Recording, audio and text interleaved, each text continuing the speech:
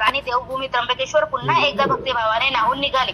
पहाटेपासूनच हजारो भाविक ब्रह्मगिरीच्या पायथ्याशी दाखल झाले. बंबम बोलले. हर हर महादेवच्या जयघोषात आकाश दुमदुमलं. डोंगर पायघरी मध्ये निनादलेले मंत्रोच्चार भक्तांच्या अंगावर रोमांच आणत होते. ब्रह्मगिरी पर्वत हा केवळ निसर्गरम्य डोंगर नाही, तर भारतीय आध्यात्मिक इतिहासातील एक अमूल्य रत्न आहे. पुराणानुसार भगवान शंकराने याच ठिकाणी गंगा मातेला पृथ्वीवर आणले. दक्षिण भारतात गोदावरी नदीला दक्षिण गंगा म्हटलं जातं आणि तिचा उद्गम हाच ब्रह्मगिरी आहे.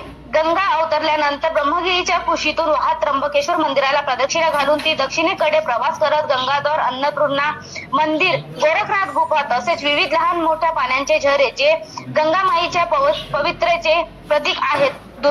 दूरवरून आलेले भाविक काही नंगे पायी आणि डोक्यावर कावड घेऊन आले होते. रात्रभराचा प्रवास करूनही चेहऱ्यावर थकवा नव्हता, तर आनंदाचा तेज होता. ब्रह्मगिरीवर जाणं म्हणजे केवळ दर्शन नव्हे, तर मन, शरीर आणि आत्म्यांच्या शुद्धीकरणाचा प्रवास आहे, असं सांगणाऱ्या एका वृद्ध भक्तांच्या डोळ्यात आनंद अश्रू होते.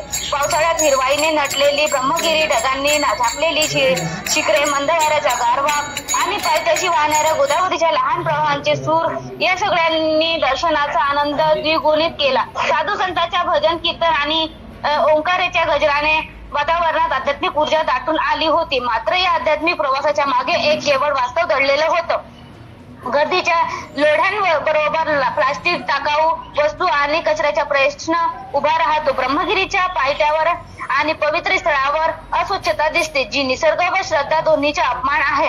प्रशासनाने स्वच्छता मोहीम आणि पर्यावरण जागरूकता यावर विशेष भर द्यायला श्रावण सोमवारी भाविकांनी गर्दी म्हणजे त्र्यंबकेश्वर आणि आसपासच्या गावांसाठी एक आर्थिक पर्व असतो.